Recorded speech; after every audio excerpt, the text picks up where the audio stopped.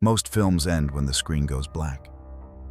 The lights come up, people leave, and whatever they just watched begins to fade. But some horror films don't behave that way. They don't end with the credits. They follow the audience out of the theater. They resurface in conversations that hesitate before starting. They linger in memories people struggle to describe without lowering their voice. These are not films remembered for how frightening they were in the moment. They are remembered for what stayed: confusion, unease, moral discomfort, arguments that didn't resolve, images people tried not to think about and failed. At the time of release, many of these films were met with resistance. Some were dismissed. Some were criticized. Some were quietly avoided. Yet years later, they refused to disappear. Their reputations shifted. Discussions resurfaced. New audiences reacted differently, but not lightly. This video is not about scares. It's not about shock. And it's not about technique. It's about aftermath. We're looking at 15 horror films that left marks beyond the viewing experience, films that unsettled audiences long after they were watched and continued to provoke reaction, debate, and reconsideration over time. These films did not end when the credits rolled. They continued elsewhere. 1. Salo, or the 120 Days of Sodom, 1975. From its earliest screenings, Salo provoked reactions that were less about fear and more about rejection. Audiences and critics alike questioned whether the film should be engaged with at all. Discussions often focused on legitimacy rather than content, reflecting an immediate discomfort with the act of watching. What lingered was not shock, but accusation. Viewers frequently described feeling implicated by the experience, unsure how to position themselves afterward. The film remained in memory as something endured rather than consumed, prompting ongoing debate about responsibility, representation, and intent. Over decades, Salo's reputation evolved into one of reluctant acknowledgement. It became impossible to dismiss, yet difficult to defend. Its presence in film history persisted not through admiration, but through sustained confrontation and refusal to be resolved. Today, Salo continues to matter because it exemplifies horror's capacity to leave a permanent mark without relying on fear. Its after effect is cultural rather than emotional, a reminder that some films endure precisely because they refuse reconciliation. 2. The Vanishing, 1988. Initial reactions to The Vanishing were marked by shock of a different kind. Viewers described the experience as controlled and restrained, only later realizing how profoundly it unsettled them. The film did not provoke outrage. It provoked silence. What lingered was a sense of finality. Audiences often recalled the film as something that closed a door rather than opening one.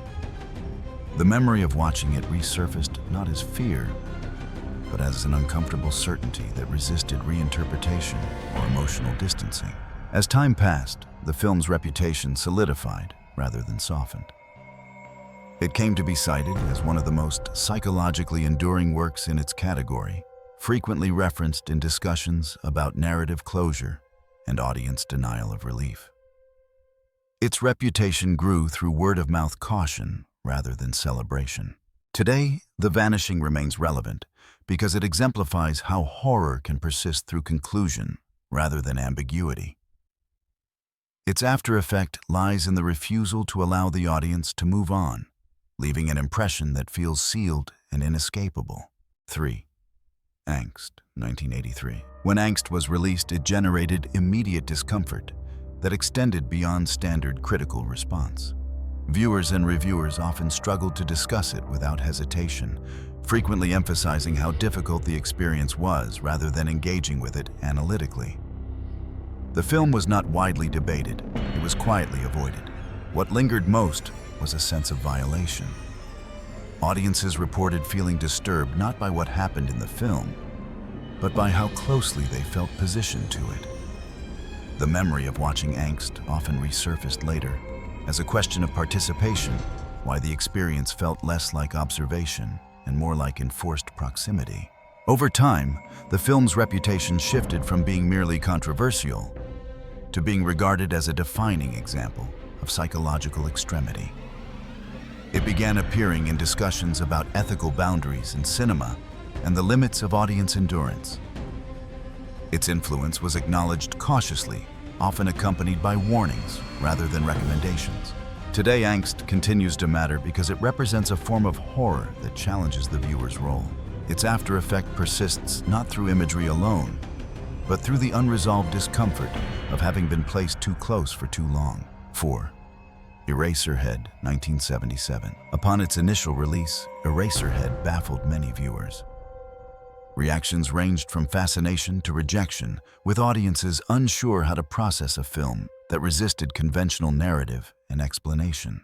Early responses often focused on confusion rather than fear. What lingered was a powerful sensory memory. Viewers recalled sounds, images, and textures more vividly than plot points. The film stayed with people as an atmosphere rather than a story, resurfacing in fragments that felt disconnected yet persistent. Over time, Eraserhead developed a reputation as a landmark of experimental horror. Its influence expanded beyond genre discussions into broader conversations about surrealism and psychological cinema. The very qualities that once alienated audiences became the basis for its enduring status. Today, Eraserhead remains significant because it demonstrates how horror can persist without resolution. Its after effect lies in its refusal to be explained or forgotten, continuing to occupy mental space long after the viewing experience has ended. 5. Possession, 1981. Possession provoked intense reactions upon release, many of them polarized. Some audiences rejected it as excessive or incomprehensible, while others sensed that it was exposing something raw and unresolved. Early discussions often centered on its extremity, but struggled to articulate what made the experience so difficult. What lingered for viewers was not fear, but exhaustion. Many described feeling drained after watching Unsettled by the film's sustained emotional intensity. The experience stayed with people as a physical and psychological memory, revisited less through specific scenes than through an overall sense of imbalance. As the years passed, the film's reputation shifted dramatically. What was once dismissed by some as indulgent came to be re-evaluated as a confronting exploration of emotional rupture. Possession gained recognition as a film that resisted easy interpretation, valued precisely for its refusal to soften or clarify its impact. Today, the film continues to matter because it exemplifies how horror can persist through emotional residue. Its after effect lies in the way it overwhelms and lingers, remaining difficult to reconcile even long after it has been seen. 6. The Tenant, 1976. When The Tenant was released, many viewers reacted with confusion rather than alarm. The film was often discussed as strange or unsettling, but difficult to categorize within familiar genre boundaries. Initial criticism focused on its oddness and tone, rather than its long-term impact. What lingered was a creeping sense of identification. Audiences found themselves reflecting not on the events of the film, but on its slow psychological pressure. The experience was frequently described as claustrophobic in retrospect, with viewers recalling how the film seemed to close in rather than escalate. The discomfort was not immediate. It accumulated after the viewing as the implications settled. Over time, the film's reputation evolved significantly. It came to be recognized as a study in psychological erosion, often cited in discussions about identity conformity and social pressure. Its influence grew quietly, shaping later conversations about horror, rooted in environment and behavior rather than spectacle. Today, The Tenant remains relevant because it illustrates how horror can persist through gradual psychological alignment. Its after effect lies in recognition, the unsettling realization of how easily pressure can normalize itself, a theme that continues to resonate with modern audiences. 7. Symptoms, 1974. Symptoms received a muted response upon release, often overlooked or described as uneventful. Viewers and critics struggled to identify a clear hook, and the film initially faded from public conversation rather than provoking debate or controversy. What lingered, however, was a distinct emotional residue. Those who saw it frequently described a lingering sense of isolation, recalling the film as quietly oppressive rather than memorable in conventional terms.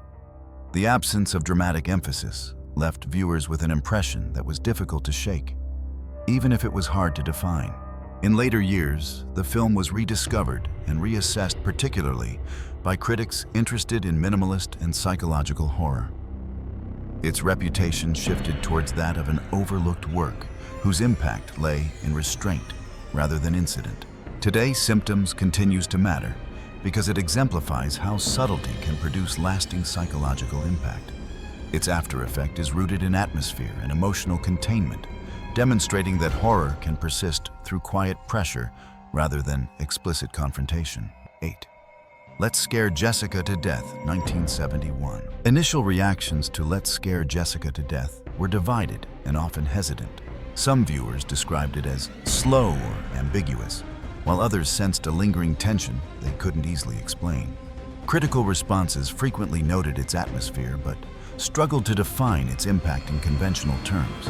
What stayed with audiences was not a specific revelation, but a prolonged sense of unease. Viewers recalled the film as something that felt unresolved, with discussions afterwards circling around whether the threat was real or imagined. That ambiguity became the film's defining after effect.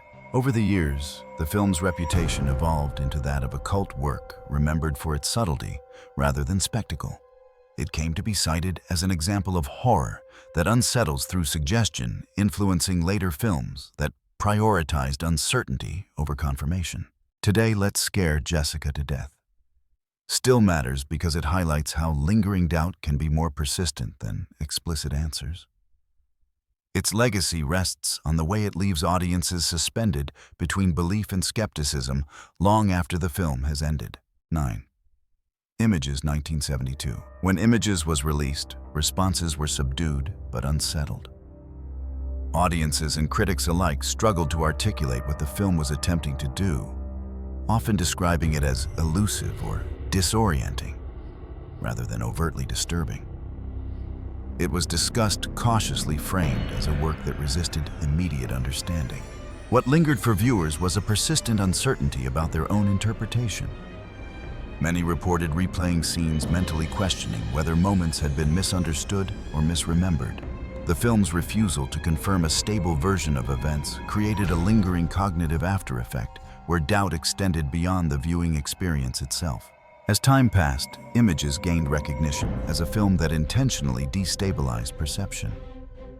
Its reputation shifted from being seen as obscure to being acknowledged as quietly influential, particularly in conversations about psychological fragmentation and unreliable experience in cinema.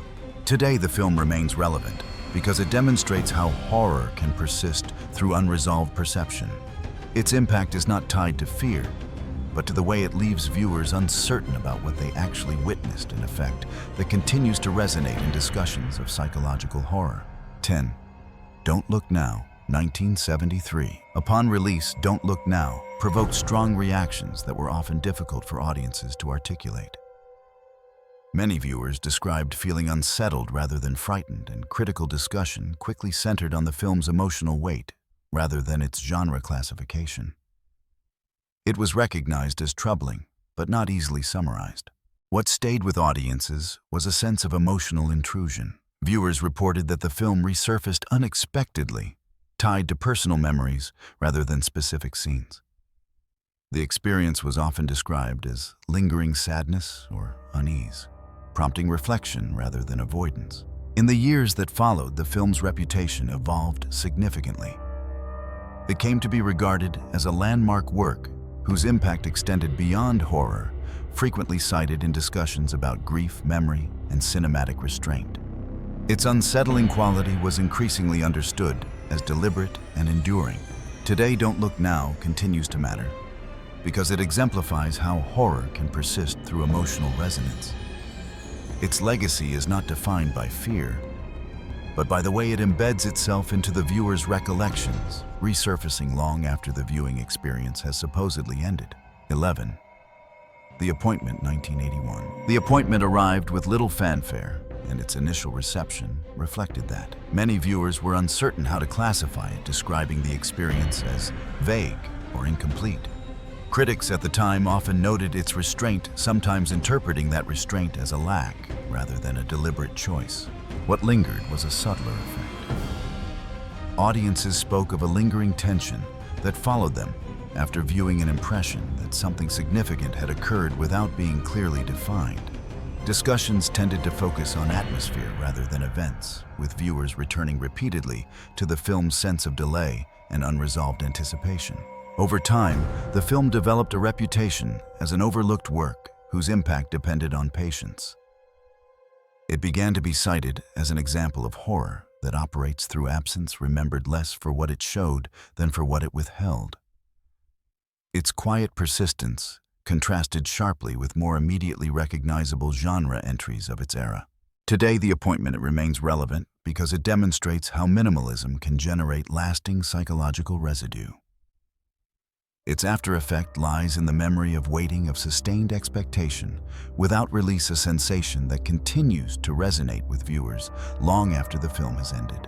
12. The Witch Who Came from the Sea, 1976. When The Witch Who Came from the Sea first reached audiences, reactions were fractured and uneasy. Viewers struggled to agree on how to respond.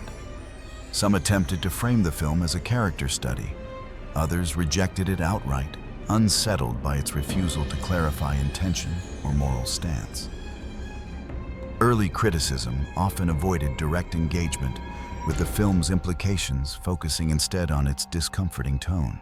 What lingered was not a single controversy, but a persistent sense of moral imbalance. Audiences reported difficulty separating empathy from unease. The film's refusal to guide judgment left many viewers replaying moments afterward, questioning not what they had seen, but how they had reacted while watching. As years passed, the film's reputation shifted from marginal to cautiously re-examined. It began to appear in discussions about trauma representation and audience complicity, not as a cautionary tale, but as an example of cinema that resists emotional resolution. Its impact was increasingly described in terms of what it forced viewers to confront internally. Today, the film continues to matter because it illustrates how horror can persist through unresolved moral tension. Its after effect is not fear, but the sustained difficulty of reconciling compassion, discomfort, and responsibility, an experience that remains challenging for contemporary audiences. 13. The Baby, 1973. The Baby generated immediate reactions that were often physical rather than verbal. Audiences laughed, nervously, fell silent, or avoided discussing it altogether. Critics struggled to address it without qualification, frequently framing their responses around discomfort rather than critique. What lingered was a sense of personal involvement. Viewers didn't just remember the film, they remembered themselves watching it. Many later described a delayed realization that their unease had less to do with shock and more to do with endurance. The awareness that they continued watching even as the experience became increasingly uncomfortable. Over time, the film's reputation grew more complicated. It gained cult status not because it was embraced, but because it was difficult to place. Discussions focused less on its quality and more on the reaction it provoked, why it felt inappropriate, and why that feeling was so persistent. Today, The Baby continues to matter because it exemplifies a rare kind of horror after effect. Its legacy is not built on fear or controversy alone, but on a shared, uneasy recognition among viewers, the lingering awareness of having witnessed something they still don't know how to reconcile. 14. A Reflection of Fear, 1973. Upon release, A Reflection of Fear divided its audience almost immediately. Some dismissed it as confusing or incoherent, while others sensed that its ambiguity was deliberate. Reviews at the time often focused on what the film failed to explain, rather than what it provoked. What stayed with viewers was not fear, but doubt. The film resisted clear emotional alignment, leaving audiences unsure of how they were supposed to interpret what they had seen or themselves for reacting the way they did.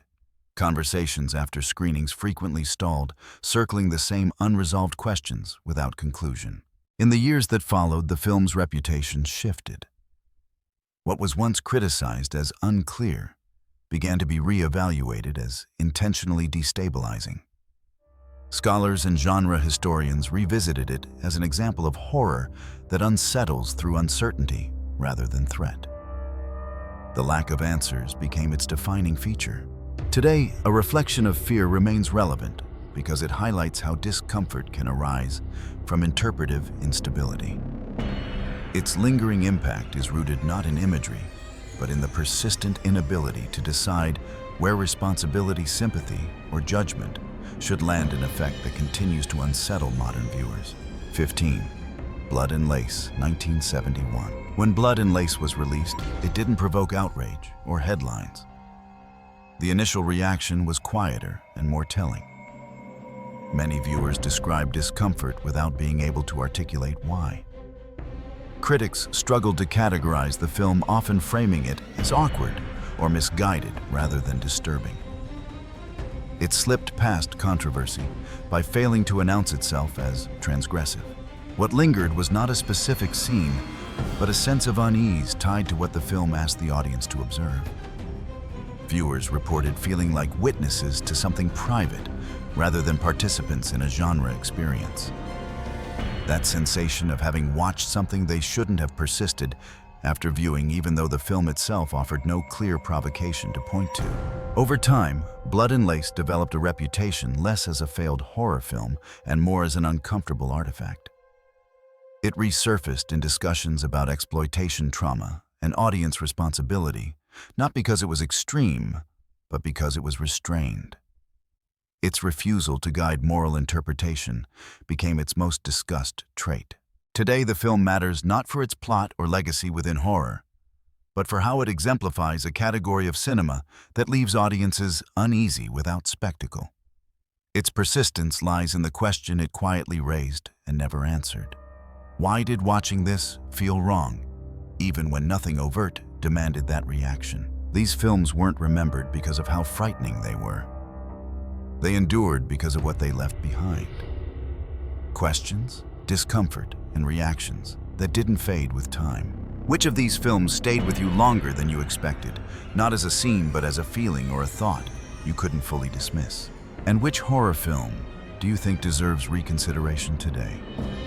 Not for its scares, but for the way its reputation, impact, or meaning evolved after audiences first encountered it. If horror lingers anywhere, it's not on the screen.